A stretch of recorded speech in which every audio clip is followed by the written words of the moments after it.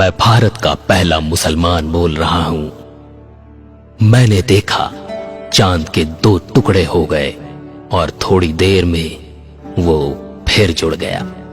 मैं अपने महल से आसमान को देख रहा था। वो बहुत खूबसूरत रात थी। चारों तरफ चांदनी फैली थी, सितारे जगमगा रहे थे। उस वक्त मेरी रानी भी मेरे साथ थी। मैंने उनके चेहरे की तरफ देखा और मुस्कुराया। कुछ देर बाद मैं फिर से चांद को निहारने लगा। तभी मैंने कुछ ऐसा देखा जिसने मुझे अंदर तक झकझोर कर रख दिया। मेरा दिमाग सुन्न हो गया। मुझे यकीन ही नहीं हो रहा था कि ये क्या हुआ।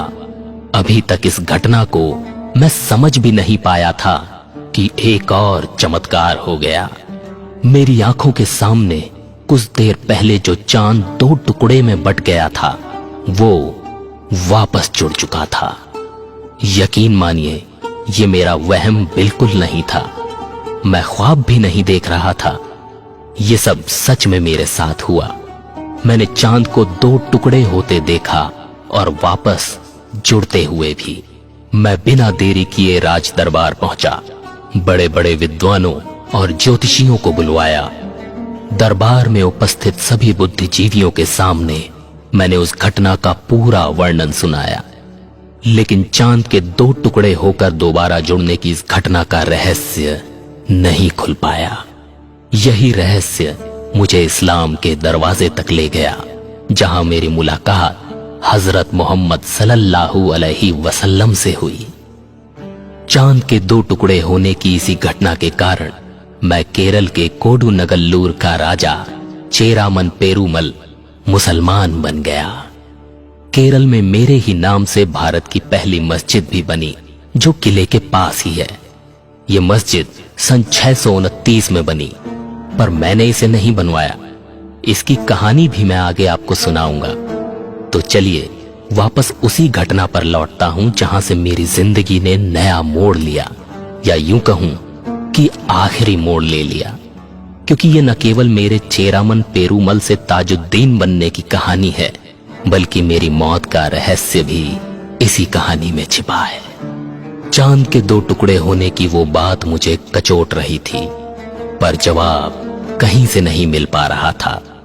मैंने भूलने की बहुत कोशिश की, पर उस घटना को भुला नहीं सका।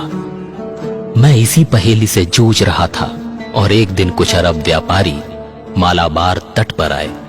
ये बात करीब 1500 साल पुरानी है, लेकिन उन दिनों भी अरब देशों से हमारे यहाँ व्यापार होता था। अरब व्यापारी मालाबार तट पर आया करते थे और मसाले समेत बहुत सी सामग्री खरीद कर ले जाया करते थे। मैंने उन व्यापारियों को दरबार में भोज पर बुलाया। बातचीत के दौरान मैंने उनसे भी इस घटना का जिक्र कर दिया। अरब व्यापारियों ने बताया कि ये करिश्मा पैगंबर मोहम्मद ने किया था। अरब व्यापारियों की बात ने मेरी उत्सुकता को कौतूहल में बदल डाला। मुझे उनकी बात पर न जाने क्यों यकीन हो गया और मैंने राजपाट त्याग कर पैगंबर मोहम्मद से मिलने का फैसला कर लिया। उन व्यापारियों के साथ मैं अरब के लिए रवाना हो गया। वहां मेरी मुलाकात पैगंबर मोहम्मद से हुई। उन्होंने मेरे सभी प्रश्नों के उत्तर दिए। उनकी बातों से मेरे मन को चिर शांति प्राप्त हुई और मैंने इस्लाम कबूल कर लिया। धर्म परिवर्तन के बाद मेरा नाम ताजुद्दीन हो गया। मैं कुछ साल वहीं पर रहा और एक दिन मुझे भारत में इस्लाम फैलाने की जिम्मेदारी दी गई, तो मैंने वापस मालाबार तट का रुख किया। मेरे साथ मलिक इब्न दीनार समेत पैगंबर के कई प्रतिनिधि भी थे। यात्रा के दौरान अचानक मेरी तबीयत बिगड़ गई। मुझे एहसास हो गया था कि अब मेरा वक्त आ गया है।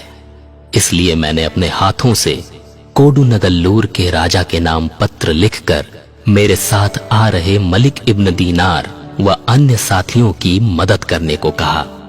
मेरी मौत के बाद मलिक इब्न दीनार ने कोडुनगल्लूर के राजा को मेरा पत्र दिखाया।